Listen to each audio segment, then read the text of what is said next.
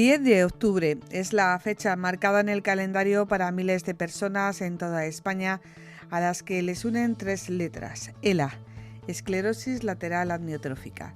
El 10 de octubre, si se cumple todo lo previsto y la palabra de los portavoces políticos en el Congreso de los Diputados, es la fecha en la que quedaría aprobada en el Congreso para después pasar al Senado, antes de publicarse en el BOE la ley ELA.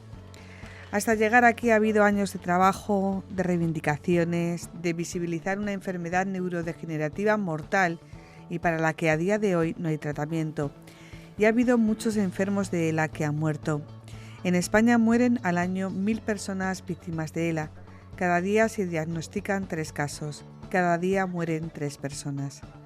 En enero del año 2021 conversábamos en este mismo programa con Jordi Sabaté, enfermo de ELA y uno de los rostros más mediáticos que más han hecho por visibilizar esta enfermedad.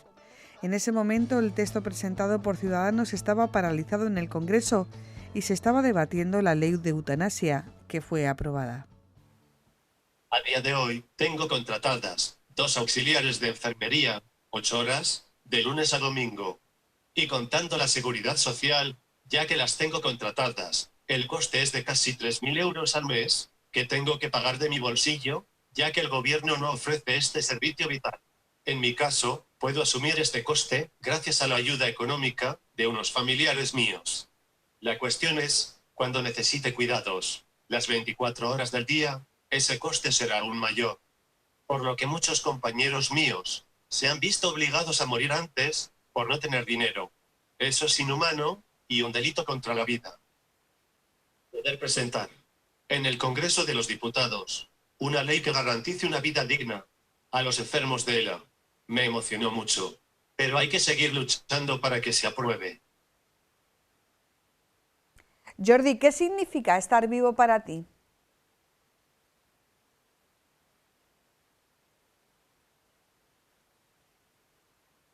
Estar vivo, para mí es un regalo. Disfrutar de las cosas simples de la vida es maravilloso. Pero para poder disfrutar más de la vida, los enfermos deberíamos estar bien asistidos y hoy no lo estamos. ¿Eres feliz, Jordi?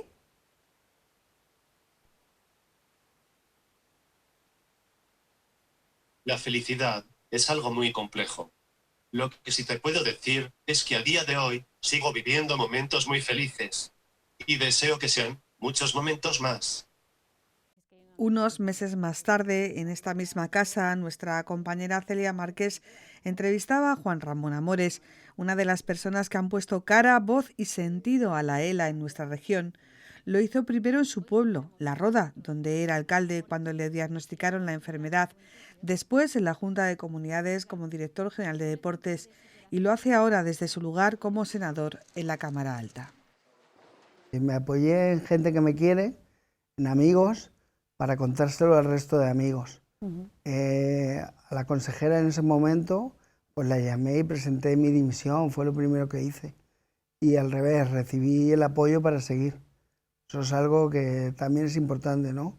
El Consejo de Gobierno, el presidente, mi consejera en ese momento, me animó a seguir. El consejero actual, Ángel Felpeto, me anima a seguir cada día, porque hay días que desfalleces, que no tienes ganas de seguir exponiéndote, porque al final estamos expuestos todo el día en numerosos actos y en medios de comunicación, en eventos, en horarios que no son nada saludables.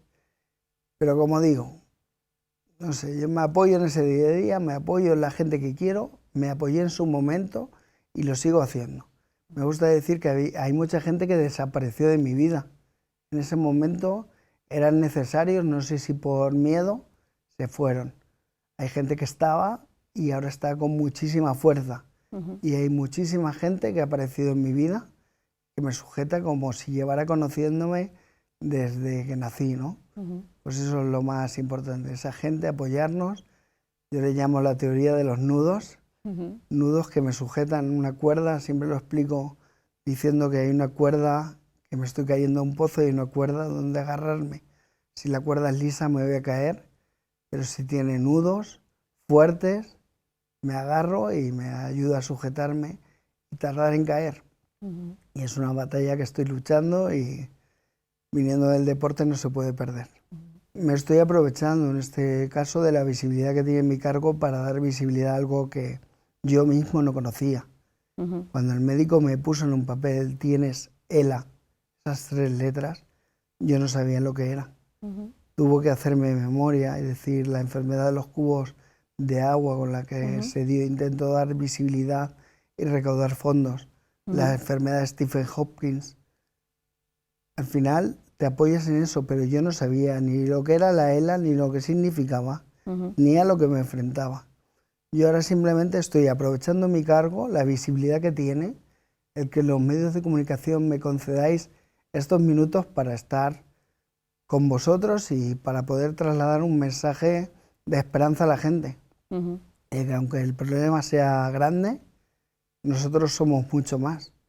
Que aunque en ese momento la vida pueda parecer lo peor que hay en este mundo, yo me empeño en decir que la vida es una maravilla. Y que hay veces que por mucho nos empeñamos en intentar querer cosas que no tenemos, mientras no disfrutamos de las cosas pequeñitas que hay a nuestro alrededor. 3 años después, los enfermos de ELA y sus familiares están a punto de alcanzar no una meta, sino una parte importante de sus reivindicaciones. Para algunos ha sido demasiado tiempo, para otros, los que quedan, es un motivo para seguir adelante. El sabor es agridulce, eso sí que es verdad, pero hay una satisfacción porque siempre, como hablamos muchas veces con los enfermos, importa mucho hacer cosas para los que vengan. Esto es para los que vengan, para los que están, por desgracia y para quien no ha llegado, pero por fin ha llegado y eso también hay que agradecerlo porque va a ser una ley, si se cumple, que salvará vidas. Bueno, te hemos visto en muchas intervenciones, en diferentes medios de comunicación, manteniendo siempre el temple, la serenidad. ¿Cómo aguanta uno el tipo sabiendo que una ley que es necesaria, que todo el mundo dice que sí, se queda atrás? Sí, teníamos claro que teníamos que hacer un trabajo de incidencia política, se puede hacer de muchas maneras, de una manera reivindicativa. Nosotros decidimos hacerlo de una manera vindicativa, que al final solemos entendernos mejor desde el consenso que desde el disenso, y a las pruebas me remito, hemos conseguido la unanimidad de todos los grupos parlamentarios y también que los 3 partidos políticos que habían presentado texto de ley, como eran tanto Junts como Partido Popular como PSOE, aceptaran renunciar al suyo para presentar uno en conjunto.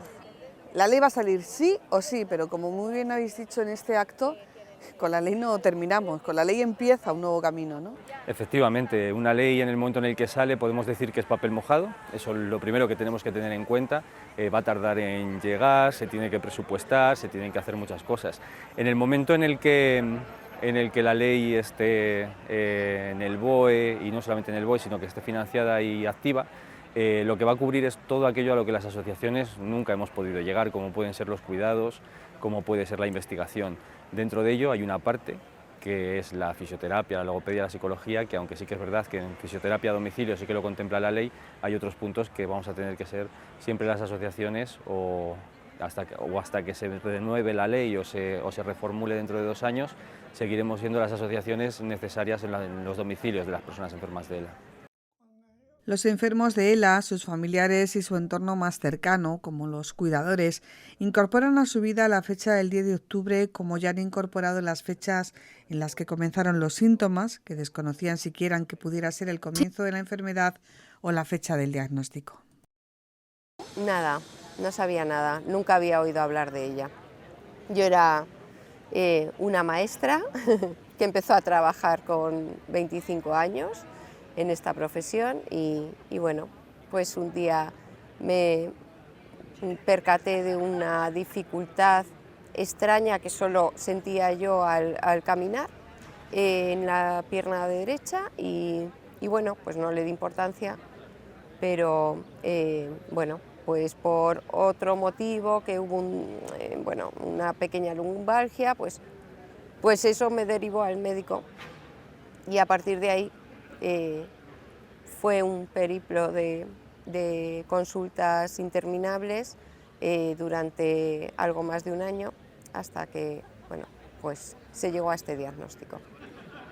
Y a partir de ahí, a levantar la cabeza y a tirar para adelante, que esto no va ni de héroes ni de superpoderes, va de Que hay que seguir, ¿no? Exactamente. O sea, yo, como digo, es que no me quedaban muchas más opciones que levantarme y seguir adelante, porque, bueno, al fin y al cabo tengo 3 hijos, que lo que menos pueden ver es cómo su madre se hunde por un diagnóstico muy desafortunado, pero como hay tantos, o sea, hay muchas enfermedades, o sea, en la vida se incluye la enfermedad y bueno, pues hay que afrontar todo lo que vaya viniendo.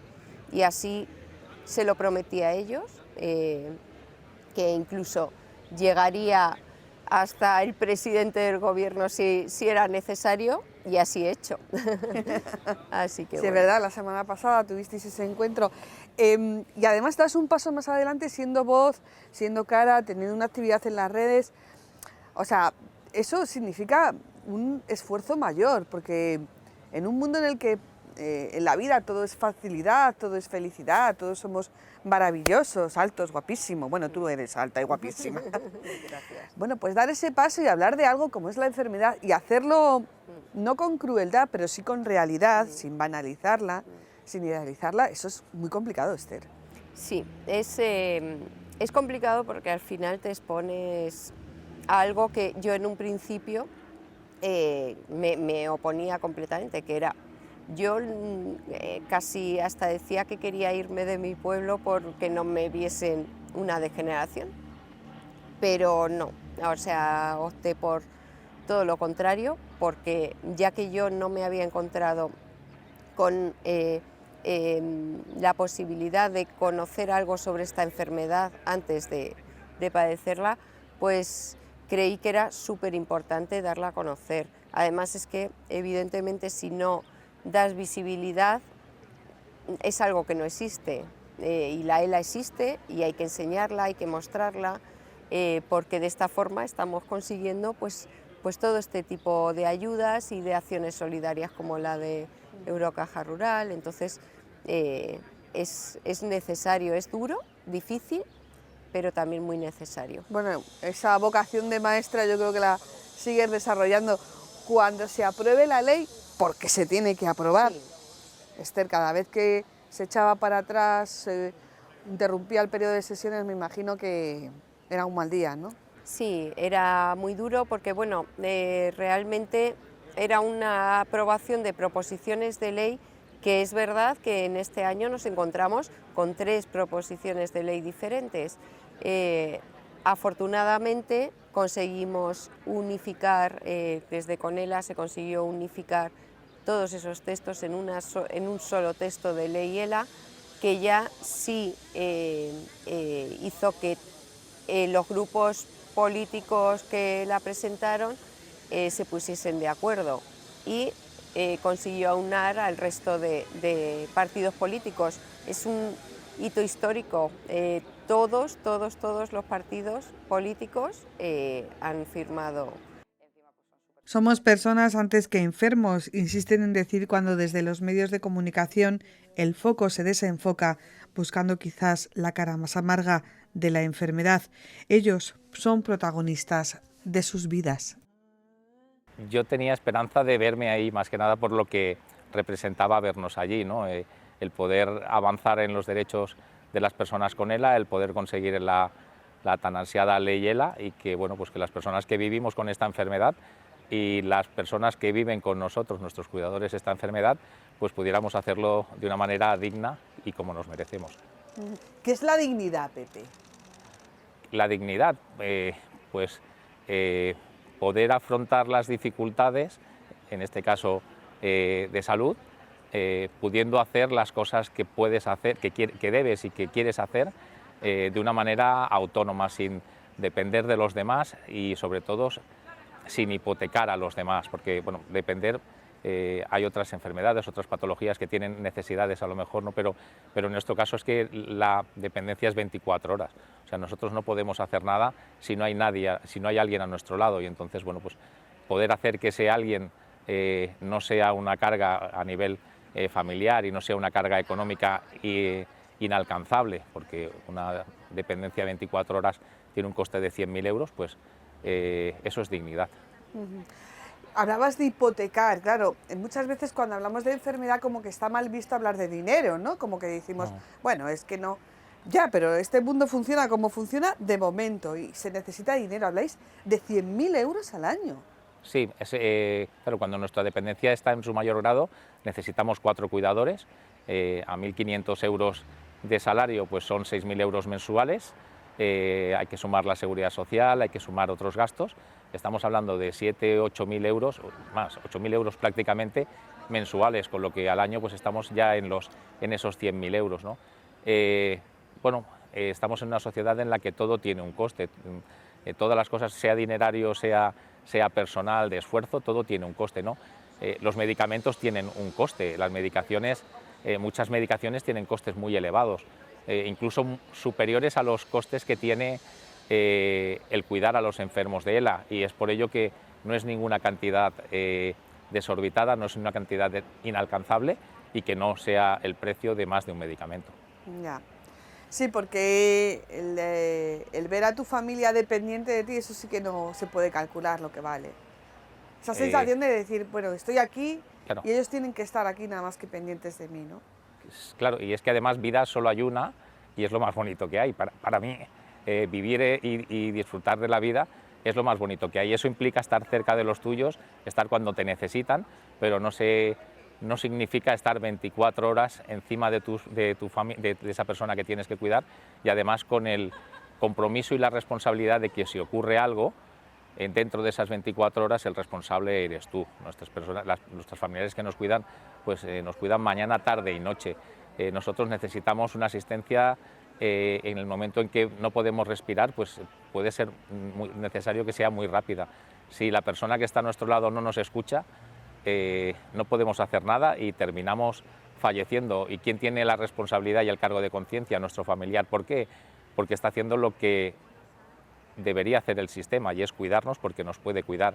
Entonces, bueno, pues creemos que tenemos que luchar por nosotros, pero sobre todo porque ellos no tengan esa carga y esa responsabilidad.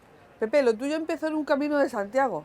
Sí, en 2013 era la 5ª vez que hacía el Camino de Santiago y mi hermano me dijo, andas mal, chato, y bueno, en aquel entonces hacía medias maratones, subía montañas, corría carreras populares como esta de Eurocaja Rural, y bueno, pues lo achaqué a que podía ser parte de una lesión de ejercicio, pero poquito a poquito pues ese cojeo de la pierna izquierda fue a más, cada vez me incomodaba más, no me dolía, y bueno, pues finalmente en 2016 me diagnosticaron ELA. ¿Y cómo se hace? ¿Cómo se lleva eso? ¿Cómo es ese día? Yo creo que más que cómo es ese día, ¿cómo es el día después?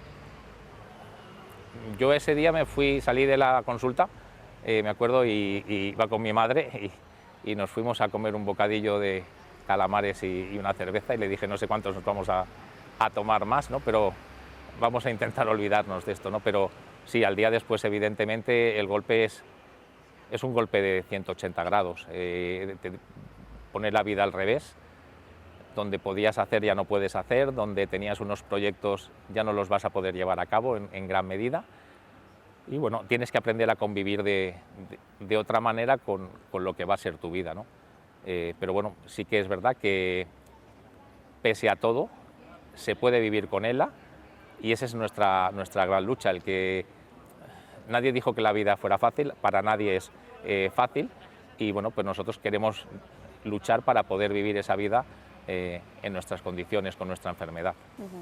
Hay referentes en el ámbito del ELA. Aquí en Toledo tenemos a Esther, tenemos a ti, tenemos a otros enfermos de ELA que han tomado protagonismo en las redes sociales. Tenemos esa intervención de Unzue en la sala de comisiones del Congreso. Lo primero que quisiera saber, María José, es cuántos diputados o diputadas hay en la sala. ¿Podéis levantar las manos?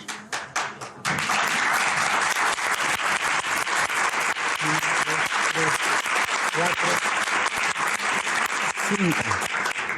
Creo que he contado 5. Me imagino que el resto de diputados y diputadas tendrán algo muy importante que hacer. ¿No? Me imagino. Porque al final hemos venido a vuestra casa. ¿Sabéis?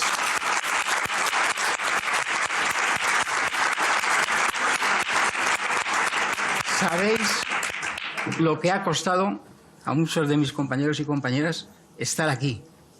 Ya no solamente económicamente, sino de esfuerzo físico.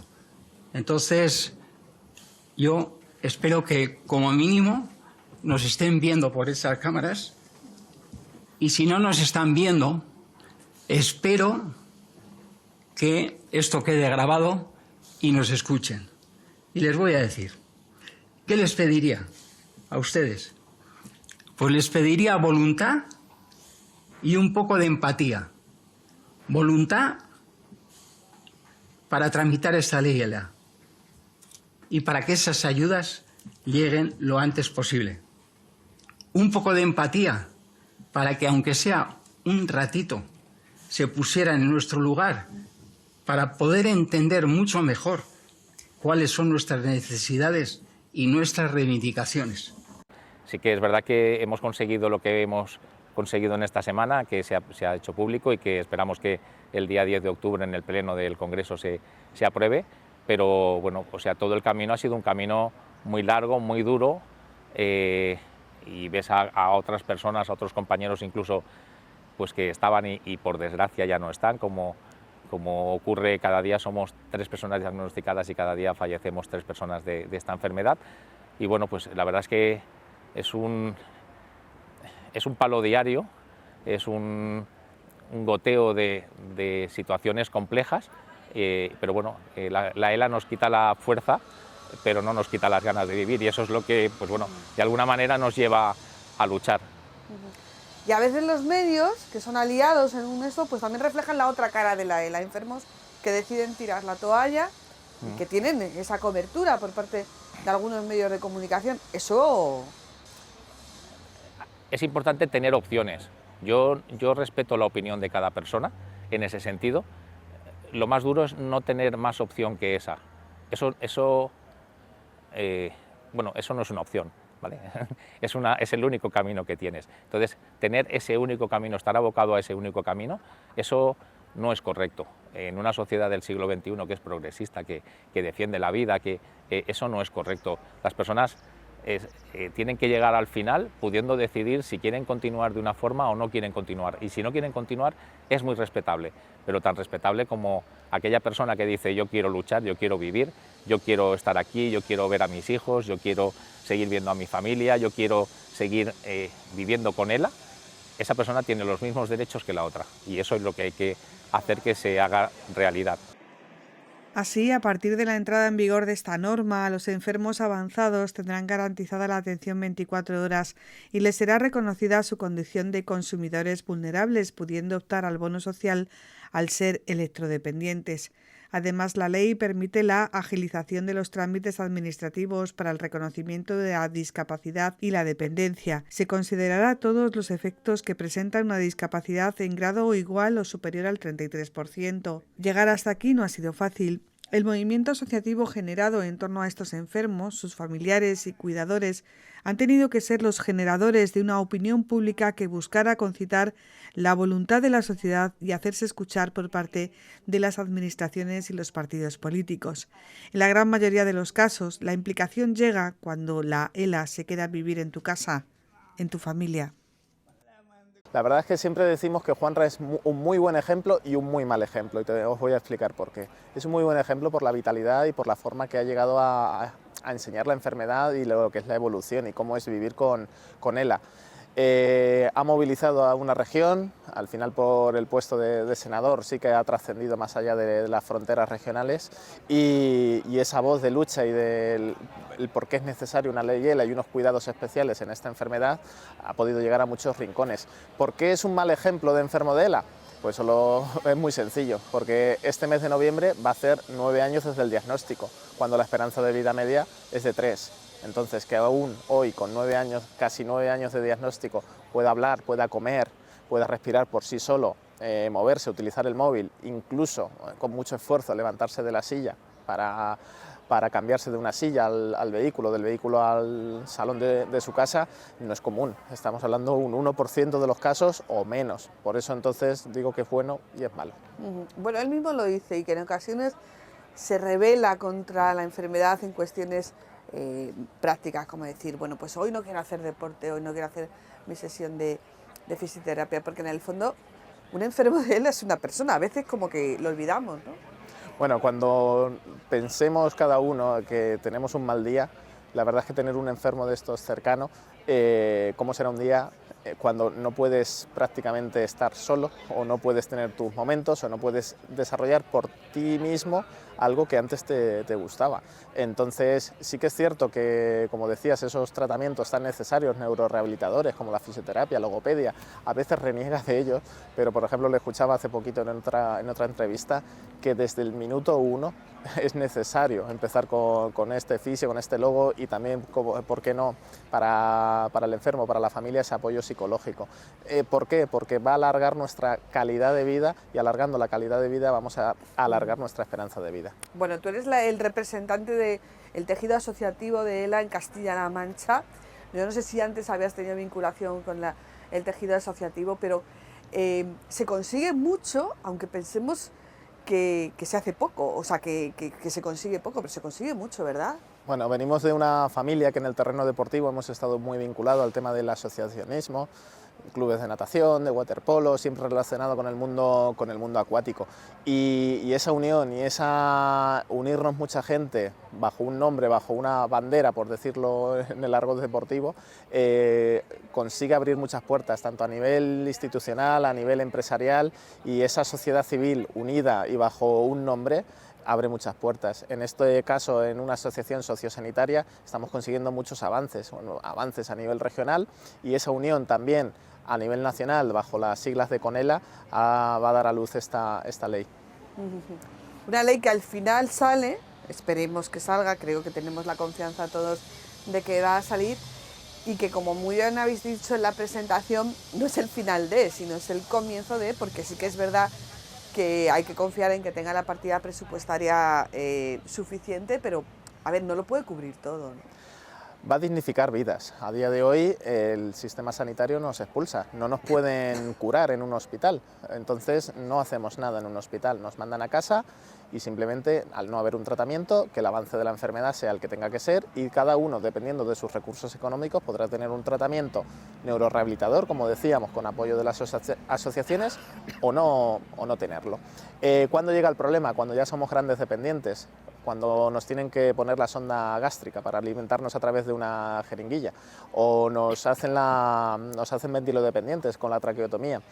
En ese momento es cuando la ley va a empezar a actuar. Esos cuidados 24 horas al día, que es lo que reclamamos, va a hacer no dignificar la vida de la persona, del enfermo, sino también de la familia, que ahora mismo el enfermo es esclavo de su enfermedad, pero todo el entorno también se vuelve esclavo de esta enfermedad. Entonces, en ese momento en el cual el enfermo no pueda, digamos, dependa de una máquina para respirar o comer, es cuando el Estado va a entrar, o cuando debe de entrar. Como bien dices, estamos pendientes de aprobarla. Se supone que en octubre, ahora pasará por el Congreso para después pasar por el Senado. Y llegará el tema de presupuestos, pero una vez aprobada la ley, ya estamos dentro. Entonces podrá tardar unos meses, podrá tardar un año, como ha ocurrido con la dependencia, a día de hoy se sigue desarrollando, pero ya vamos a estar dentro. Pedir paciencia a alguien que no tiene tiempo es una cosa que no podemos hacerlo, pero bueno, hoy 2024 estamos mucho mejor que en 2020 y en 2020 estábamos mejor que en 2015, por decir algo. Y además, y ya termino, habéis hecho que con esa ley ELA no sea exclusiva, o sea, que se abra a otras enfermedades que generan grandes dependencias. En el fondo hay que ser generoso, ¿no? Lo teníamos claro, de hecho ahí por eso se ha alargado tanto. No podíamos meter a los enfermos de ELA en el saco de otras enfermedades neurodegenerativas, pero sí que podíamos meter en el saco de la ELA a otras enfermedades de distintos síndromes o enfermedades que en estado avanzado sean muy parecido a una ELA avanzada. Entonces, evidentemente, no nos íbamos a negar a que otras realidades sean atendidas como nosotros.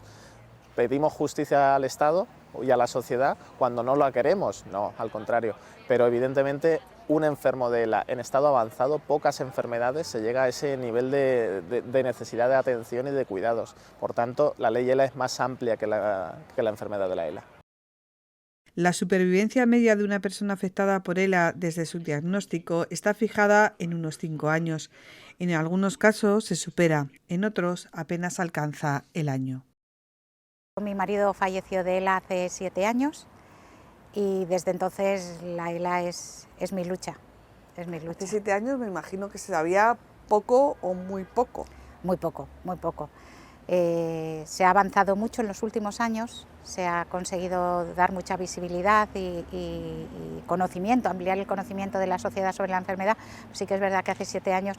Nosotros desafortunadamente la conocíamos porque uno de los mejores amigos de mi marido había muerto meses antes también a causa de esta enfermedad. Entonces, pero la conocíamos porque nos había afectado personalmente en nuestro entorno cercano. Pero sí que es verdad que el conocimiento ahora es mucho mayor. Eso es bueno, pero también tiene la parte esa de decir, bueno, pues es que me ha tenido que tocar a mí, ¿no? Es que esto es una terrible lotería. Aquí nadie está exento y además es algo de lo que tiene que ser consciente la sociedad. A cualquiera nos puede tocar, a cualquiera. Todos pensamos que la tenemos lejos y se nos puede presentar muy cerca. Y es algo de lo que debemos ser conscientes, porque es una enfermedad muy cruel, devastadora y muy cara. Por eso necesitamos tanta ayuda.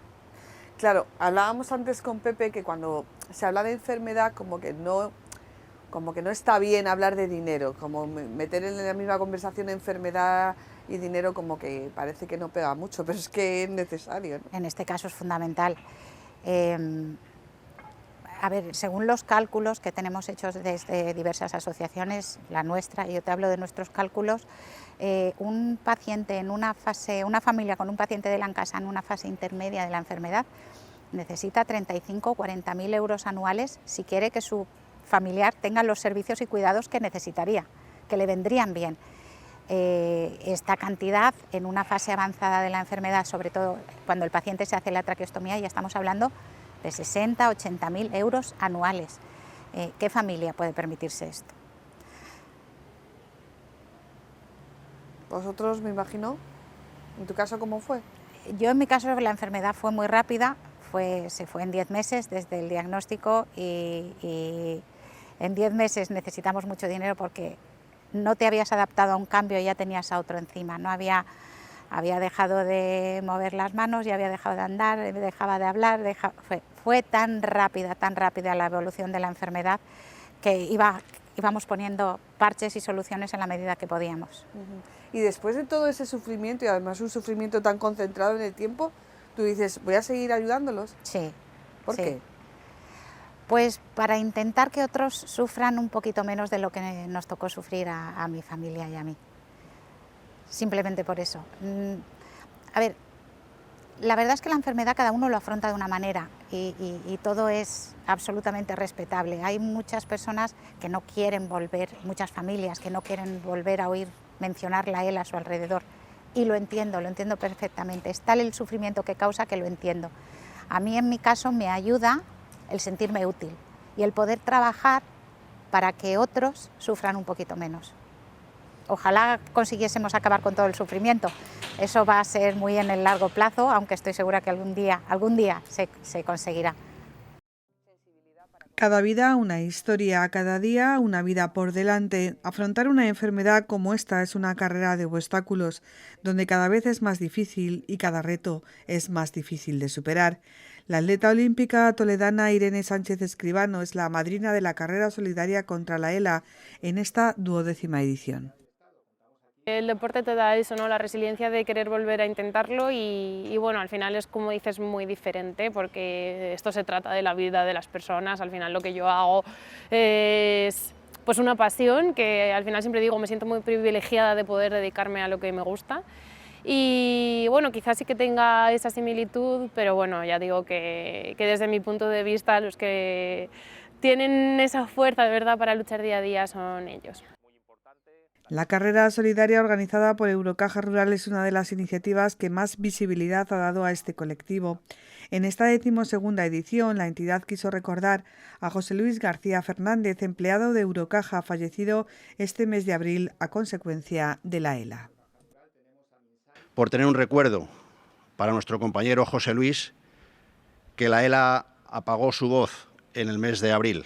Por desgracia, su voz no va a volver a oírse, pero sí la nuestra, los que estamos aquí y allá donde lleguemos y transmitamos la voz para luchar contra esta maldita enfermedad.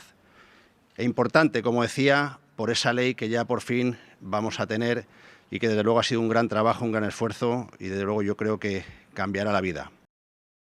En la presentación de esta carrera estuvieron representantes de las asociaciones de afectados, enfermos, familiares, cuidadores, las empresas colaboradoras y patrocinadoras, así como representantes del Ayuntamiento de Toledo y la Junta de Comunidades de Castilla-La Mancha, que gracias a la iniciativa de Eurocaja Rural han conseguido hacer de esta cita un día de encuentro, de solidaridad y también de concienciación en torno a la necesidad de ayuda a la investigación, al tratamiento y a los cuidados de las personas que padecen ELA.